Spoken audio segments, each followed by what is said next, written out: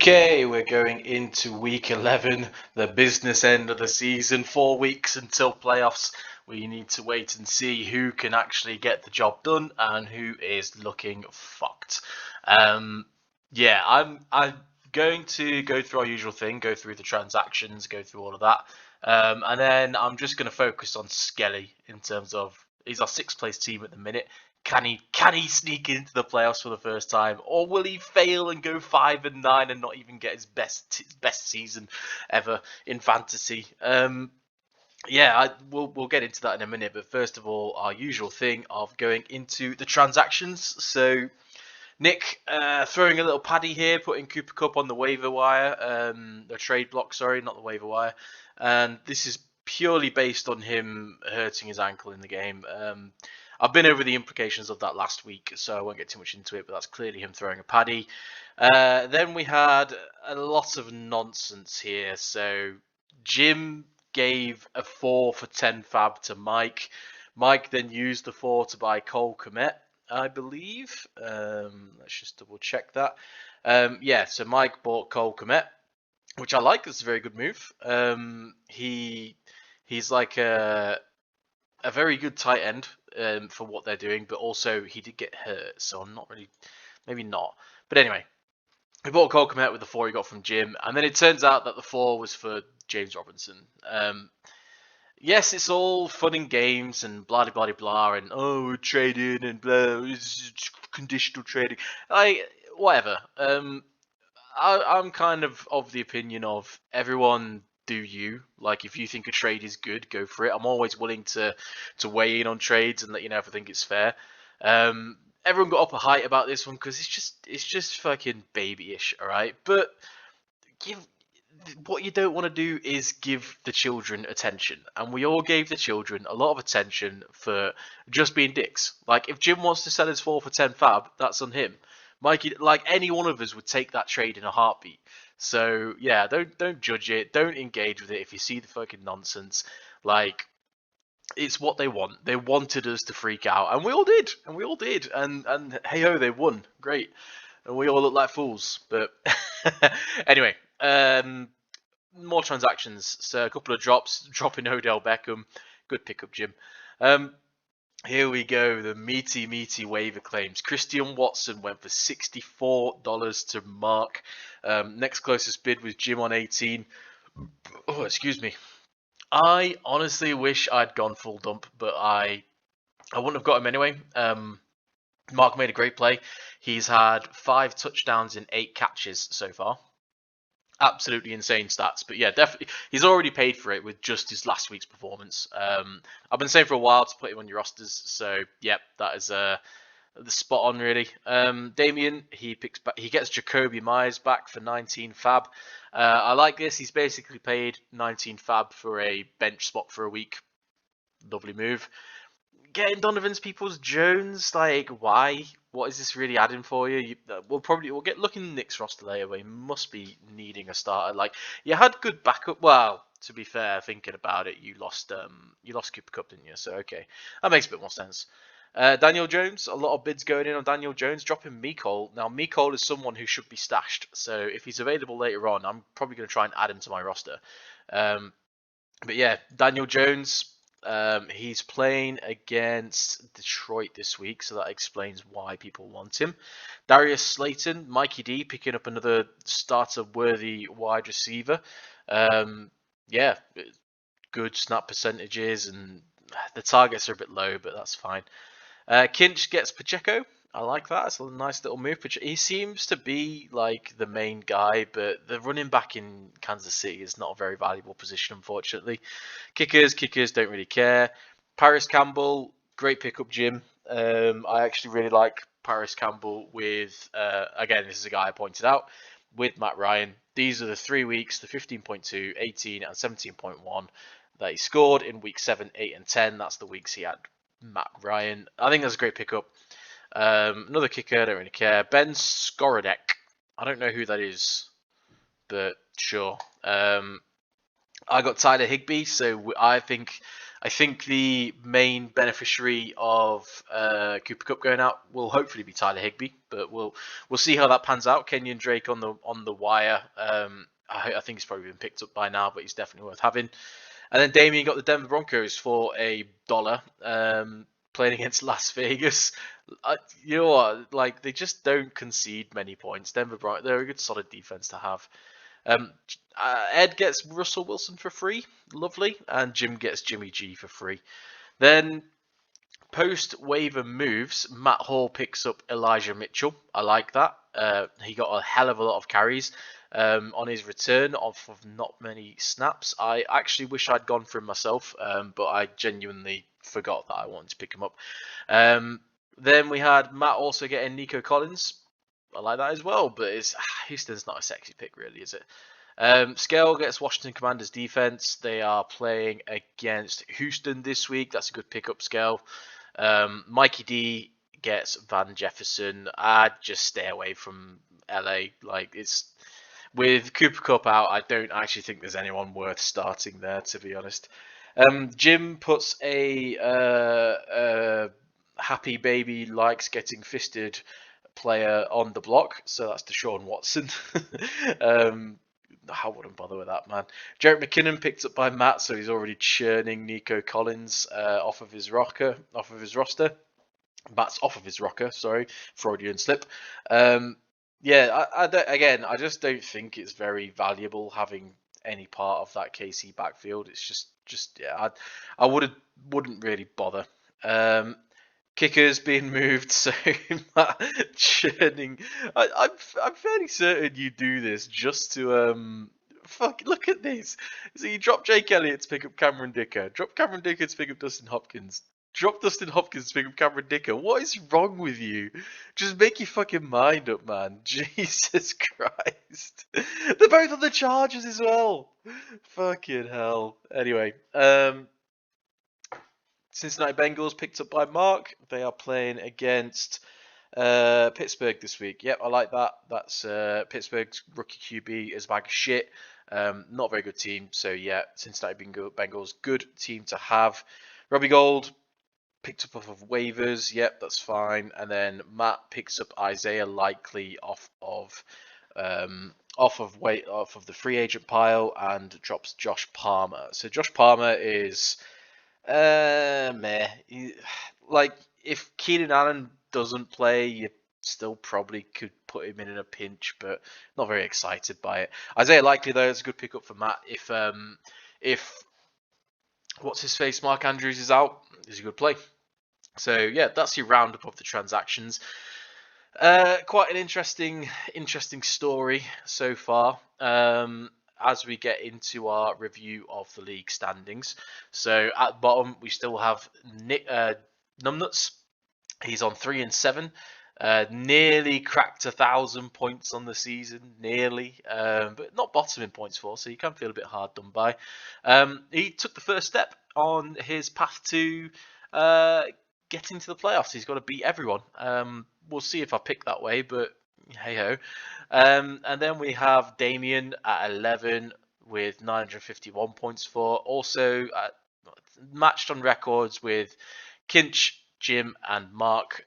All of those I went into a bit of detail on last week. Kinch has completely spaffed his waiver budget now, and so has Mark. But yeah, we've been over their chances of making the playoffs anyway. Then we have Skell on 5-5, tied record-wise with myself and Matt. Skell is about 60 points behind on the points for, though, whereas Matt is now snuck into the playoffs in the 5th ranked position. I'm occupying the last spot, with Mark nipping at my heels. So then at 6-4 we have Connor, Ed, and Nick. Connor's points for is the most risky looking one there, 970, and you still have 83 waiver budget. Like, spend it, man. You don't get to take it with you. You got to fucking spend it. Nick's sitting pretty, 1,200 points for. One more win, and I would probably guarantee him a playoff spot at this point. And then, yeah, Mikey D at 8-2 at the top of the pile. You love to, well, you don't love to see it. I don't know how he's done this. Like, honestly, he basically bought his draft from Damien. I don't know if anyone was noticing it in the room. Just every time Damien was on the clock, like, Mike was like, "I'll buy this pick off you. I'll buy this pick off you." And it's like, and it shows like, Damien's down here, Mike's up here. So yeah, but there he is. He's at the top again. He's bought lots of players that'll help him win. Let's see if we can stop him. Hopefully we can. Anyway, Skelton 5-5. He was in the playoffs for most of the season so far, but it's a classic Skelly season, falling apart at the last minute. His remaining games are this week against Matt, next week against Nick, the week after that, week 13 against Mike, and then he finishes the season with Damien. So those are 3 playoff teams and Damien. And Skell, with his points 4, probably needs to win 3 of them to make the playoffs comfortably. Yeah, this is rough. This is real rough. I was really hoping we'd get the Skelton breakout and it'd be his best season ever in fantasy, but I don't know. I could see you very handily not winning another game this year. It's real tough. And I know it's tempting to make moves for the sake of making moves. We've talked about some trades you've been offered, but there's in terms of looking at your roster, like, you're really reliant on like Aaron Jones carrying you, which unfortunately he didn't. You need Justin Herbert to get Keenan Allen and Mike Williams back. You need Amon-Ra St. Brown to stay healthy. You need Devin Duvernay to be Rashad Bateman. And you need Taysom Hill to do something, Like, we're at the point where, why is Matt Stafford on your roster? Yeah, you're not ever going to start him over Herbert. Losing Jamar Chase for basically the season was rough as well. Yeah, it's unfortunate.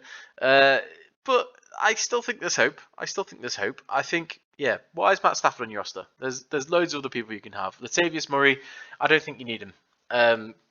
Clyde Edwards-Helaire, I would just cut at this point as well. And I would start looking at players who might become starters based on injury. Yeah, that's kind of where I'm at with you, Scale. And then, yeah, just hope you drag people down to your level and you beat them. We were so full of hope for your season. But it's not over yet. You have got winnable game against Damien, and when you do play Mike in week 13, I believe he has bye week issues. I believe. I can't remember. Yeah, he's missing someone. Anyway, yeah, there's winnable games in there. Maybe not this week, but there are winnable games in there. Let's get into the matchup breakdowns and see if Skell is going to win.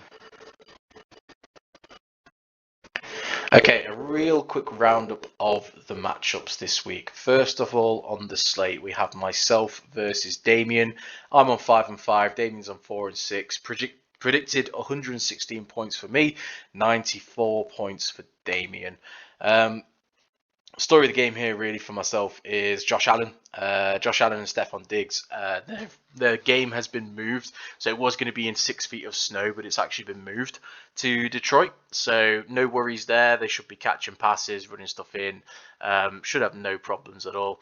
David Montgomery got a bit of an upgrade with Khalil Herbert getting injured, and then Ramonsta Stevenson is back as well. The rest of my team has really taken a dive downhill. We've got Chris Olave, who's got Andy Dalton for the rest of the year.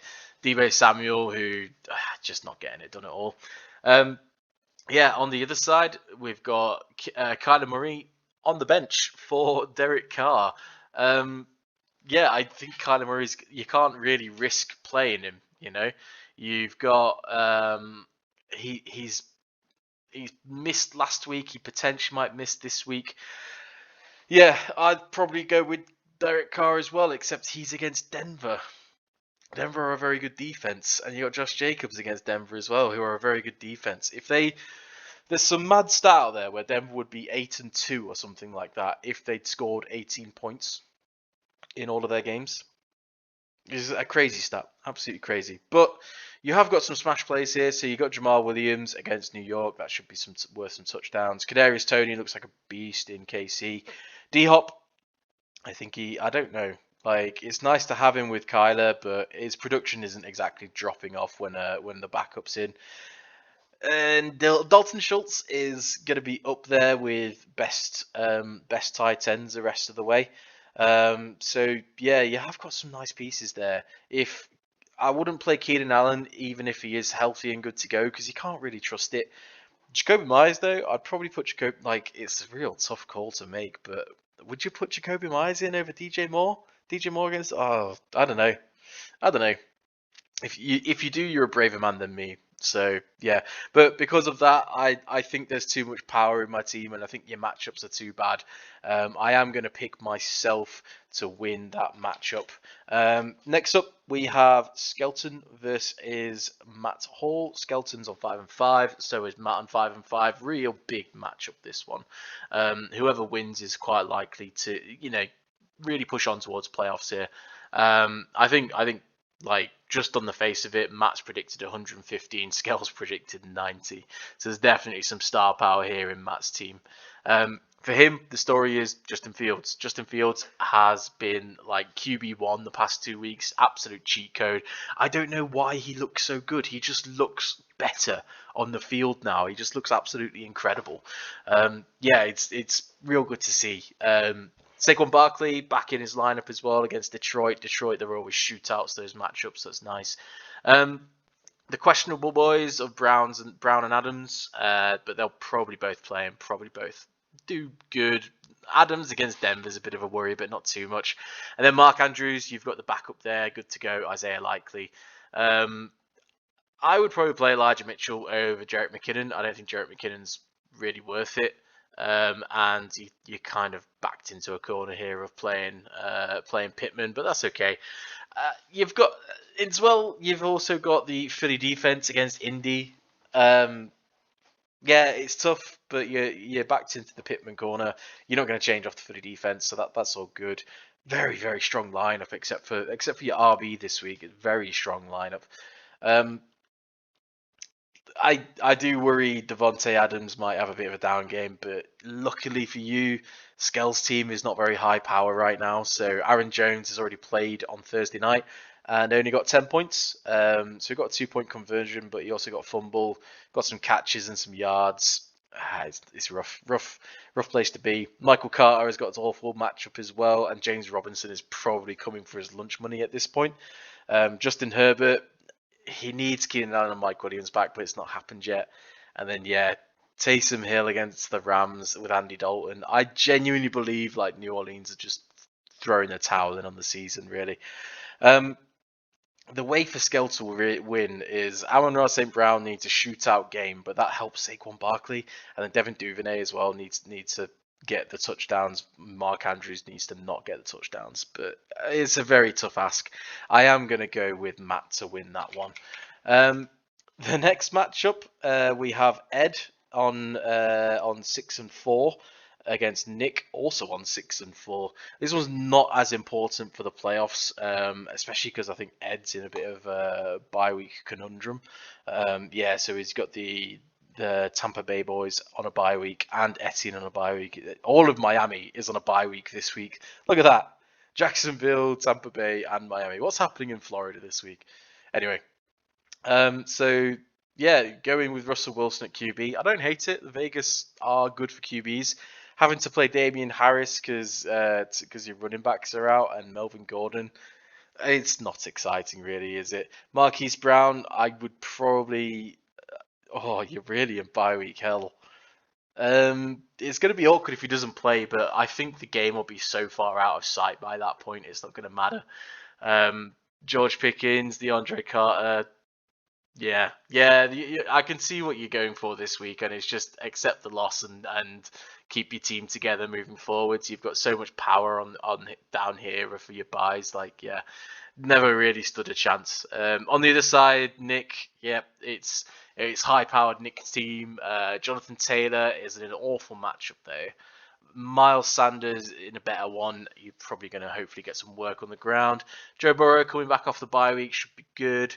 Justin Jefferson needs to put in some work with Cooper Kupp out. And then, yeah, Rondale Moore is a rising star as well. He's getting lots of targets in Arizona. So, yeah, I like that. And Deontay Johnson as well. He does get the targets. Travis Kelce will be awesome.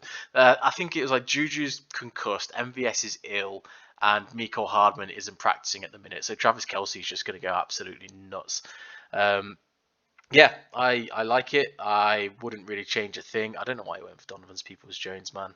Like, unless you're going to start him over Deontay Johnson, but I wouldn't do that against Buffalo. Anyway, yeah, I still back Nick to win this one. He's got too much power, and it's really the backup team for Ed out here trying to compete. I like it. Just turn off sleeper, turn off notifications, and don't look this weekend. Next up, we have Kinch versus Jim. They're both on 4 and 6, so this is a huge matchup for the playoffs. Like, whoever gets the win here, they're really going to be pushing for that 6th place spot. It's yeah, it's nice. And Kinch has already had a great start. Got 24 points from Derrick Henry. Classic Derrick Henry gets a touchdown, gets 2 touchdowns. Fucking hell. Oh, he threw one. Holy shit, I haven't watched the game yet. Yeah, Derrick Henry, 24 points, though, is the headline there. Gives Kinch predicted 100, Jim predicted 73. Although Jim needs to sort out his bye weeks. He's in bye week hell. Needs to go and get a legal lineup in there, which makes my job predicting this harder. Thanks for that, mate, but that's okay. So on Kinch's team, I think the main problem here is Tyler Algier. In at RB2, he got pretty much scripted out, but then the whole team had a bad time last week. Would you be ballsy enough to play Pacheco over Algier? I think you got nothing to lose. I think KC's a better offense, so yeah, why not? Garrett Wilson. Hopefully New York gets something going. You've got Darnell Mooney with Justin Fields, who's good. Cooks has had a disappointing year. If Mike Williams is playing, which I don't think he will, I would probably, oh god, weirdly, I would probably play him over Cooks, which is bad. TJ Hawkinson looks to be a bit of a target hog in Minnesota, and then yeah, I like the Jets defense this week as well. They're surprisingly good. On the other side, we have yeah, Pierce and Kamara, they've kind of fell into being your running backs with everyone else dead. Bought your boy J-Rob home, but you're never going to play him until he does something good. And you bought a QB that's on a bye week straight away. Good job. Yeah, you need to put 2 receivers in, which means you're playing Paris Campbell and Ben Skorinek. And Njoku at tight end if he's alive. I don't hate it. I don't hate it at all. It would probably put it to about evens on the prediction. I quite like. This is gonna make it tough. Like, Kamara against the Rams is bad. Pierce, he's had so much work throughout the season. It's gonna be rough. And then Ben Skorinek, really? Oh no. Even with San Fran possibly going up against the backup QB, which I actually think is worse for San Fran because Kyler Murray sucks. Yeah, I'm gonna go with Kinch to win this one. I think Kinch gets it done against Jim there. Yeah, I just think the points scored by Derrick Henry are going to be so key, and I don't think Kamara is going to get, and the guys you're bringing in aren't really going to do much for you. The next ones, we got Connor versus Mark. Mark has already got 27 points from the game on Thursday Night Football. Took the brave decision to play Christian Watson and Lazard, and it paid off. Got 8.2 from Lazard, which is fine from a wide receiver. When your other one gets 19 points, so you got 27 points between the 2 receiver spots. Great to see. Christian Watson. This guy has had 8 catches in the last 2 weeks and scored 5 touchdowns. I keep saying that because it's a fucking mental stat. Absolutely mental stat. His targets alone, like having a touchdown rate of 14 targets, 5 touchdowns. 1 in every 3 targets is a touchdown. Absolutely outrageous. What a fucking player. Hopefully he stays healthy because I know he's had a lot of health issues, but he seems to have put it together now. Seems to be out there doing good. Yeah, awesome, great to see. On Connor's side, so this is on paper quite an exciting game. You've got Justin Hurts against Indianapolis. Hopefully he has to put a shift in. You've got the two running backs in Swift and Chubb. Chubb luckily avoids the snow game. Swift, hopefully he gets some more work, but I don't think he's going to be healthy for the whole season now. Receivers wise, Devontae Smith, yep, lovely. Higgins, great against Pittsburgh. Pittsburgh's defense is not that great. Drake London, Robbie Woods would have been no. You can't, again, you backed into playing him because of the Godwin bye week, but I wouldn't be happy about it. Your best hope is that Justin Fields makes it a shootout. Yeah, Pat Freiermuth, lovely. Overall, very very strong team. The Baltimore defense are not going to get 12 points against Carolina, though. I don't think. I think that's probably going to be a bit of a surprise game. I would probably make a tough call here, and I would probably put Devin Singletary in over DeAndre Swift. Yeah, it's just the touches or lack thereof that I am very, very nervous about. And Mark's side, off to a great start with his wide receivers. He's got Christian McCaffrey at Arizona on Monday Night Football. That's probably going to be the deciding factor. If he needs to score under 15 points, I think it's going to be Mark's game to lose at that point. But yeah, Dak Prescott, yep, I think he's going to be fine the rest of the way as the QB. Joe Mixon, get him straight back in the lineup. Christian McCaffrey, obviously talked about. Amari Cooper away from home is always a beast. So this is probably going to be 20 points. And then George Kittle, yeah, I love it. I think, honestly, I could actually... It's going to be very, very tight. Nick Chubb's got a horrific matchup. DeAndre Swift I don't really trust. So for that reason, I am going to go with Mark to win this one. I am going to get accused of probably picking all the favourites here, but I'm genuinely doing it because of the matchups here. Like, I just think Pittsburgh and Arizona is a lot nicer than Buffalo. And New York's okay, but I don't like DeAndre Swift in terms of usage. I also like Drake London, not a huge fan. And Devontae Smith could disappear if it all goes to AJ Brown.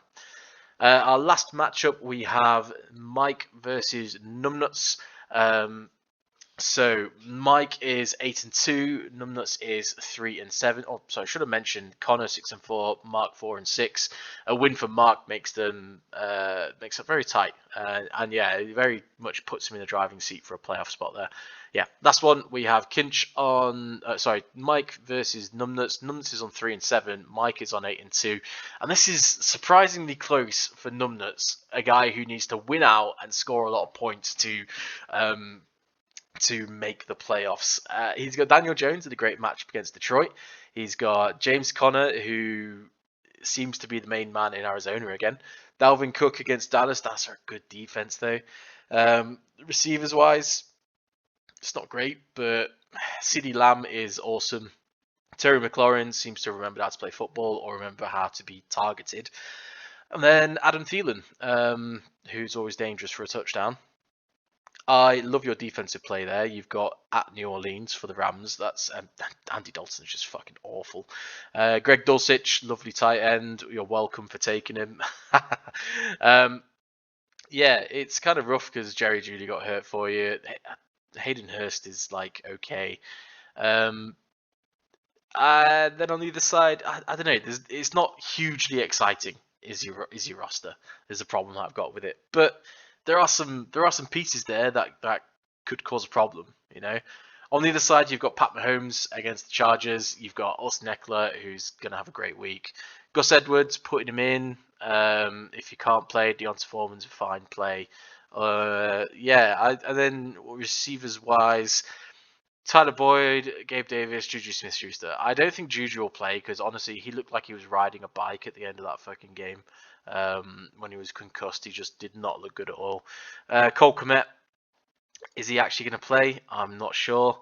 There's no update on his injury, but I know he came up hobbling for a while there. So yeah, bit of a dangerous one. But then New England against the Jets, I wouldn't put it past the Jets to win that game. That's all I'll say. I think it's a bit of a dangerous play. I've got to pick one upset, and I hate that it's this one. But yeah, I am going to go with Numbnuts to win that. I quite. Oh yeah, Juju just got declared out. Oh dear. Yeah. Oh great, I'm picking another fucking favorite. Anyway, oh, you got Dry Slanes going. Yeah, that's fine. I'm going to pick Numbnuts to win this one. I think Dalvin Cook is going to come back and bite Mike in the ass. And I think Osneckler has a disappointing week. I think Mahomes is probably going to be a Pacheco-style week, actually, on the ground. He's not going to have many people to throw to. So, yeah, be a bit quiet for him. But anyway, yeah, I think Numbnuts gets the win there. Hopefully he does anyway.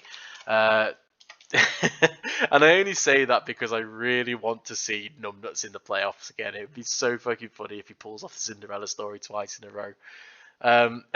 Yeah, that's the roundup then. I'll put the predictions in the chat. You can all feel free to slate me. Then we'll have a very brief look at the waiver wire and see people who can help you out. Okay, we'll go through available players real quick. Again, sorry, I appreciate I've rambled on as usual. QBs wise, there's only really Damien starting Derek Carr, who I would probably look for an upgrade. I would gamble on Mariota or Goff here. I don't think it's. I think Goff at New York could end up in a shootout. New York defense is not that great, and they win by scoring points. Marcus Mariota versus Chicago, again, purely because I think Justin Fields is probably going to drop another 40 bomb from that or something like that. It's worth having a go on those guys. Everyone else, maybe Jim starting Jimmy G, potentially look at one of those guys as well. But there's no one exciting here that you really would want to start. At running back, so Kenyon Drake. If you need points this week, I would go with Kenyon Drake. Matt starting Jerick McKinnon, for example. I know he's got better options on his bench, but I'd go with Kenyon Drake there.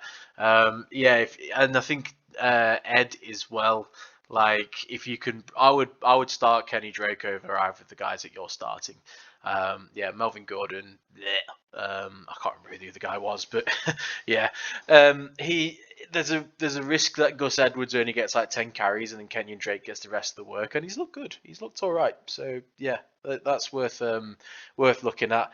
Outside of that, it's just the usual thing of picking up guys who will get good if someone else gets injured. So your usual people, we've already picked up a lot of them, to be honest, but Chuba is worth having in Carolina. You've also got Samaje Perine, who is going up and up in value as well. I don't really know what's happening in Denver. I'd probably just avoid the whole backfield because it just looks like a fucking mess. Alexander Mattison, obviously, is worth having, and then you've also got usual ones, so Cook, Spiller, Trent Ebner, he's the new guy in Chicago now that Khalil Herbert is down, but I very low value on him purely because everything goes through Justin Fields now. And then it's just the usual guys that you're hoping for injuries on, so pick those up if you want to. People like Skelly with Matt Stafford on your team, get him the fuck out and get someone like Samaje Perine in or Kenny Drake in or something like that. Someone who's actually going to either become a superstar or will be able to contribute you actual points this week. Yeah. Wide receivers, Josh Palmer, get a waiver claim in, put a $0 bid in for him. He is one of the better wide receivers that you could have. Especially if Keenan Allen's going to be out. So if you need a guy this week, I know probably Mike, because Juju just got declared out live while we were going through it. He's worth having. Outside of that, I would avoid Matt Collins this week against Denver. Denver are pretty good. Pierce is, again, got a terrible matchup, but he's one that you want for 2 weeks' time. You never know what's going to happen with a rookie, and he might fall into favor with Matt Ryan again, especially now that he's back. And you want to have him for the juicier matchups later in. You know what? It can probably be avoided, actually. Pittsburgh's nice, but then Dallas is hard. Minnesota is a bit of a difficult one. The Chargers, you can probably skip this guy thinking about it. Then you've got, there's no one exciting to talk about. Most of the good people have been picked up. Tight ends. If Gerald Everett plays, stick him in. Foster Moreau, probably good for a touchdown if Darren Waller doesn't play, which I don't think he will. Arizona, so Zach Ertz got injured. Stick him in.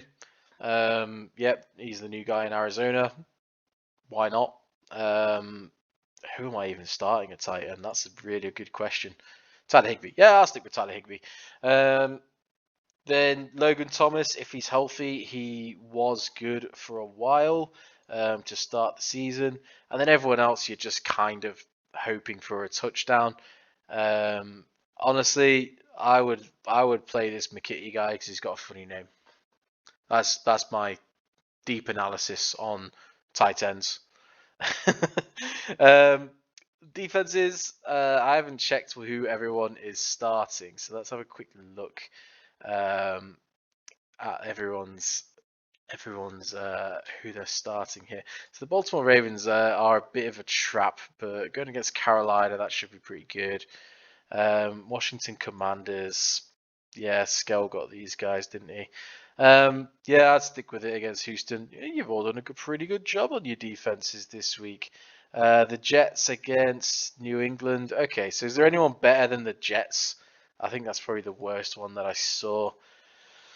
The Rams, if they're if they are playing against if New Orleans is playing against a rookie QB, you can probably bet on a low-scoring game and just pick up the New Orleans defense.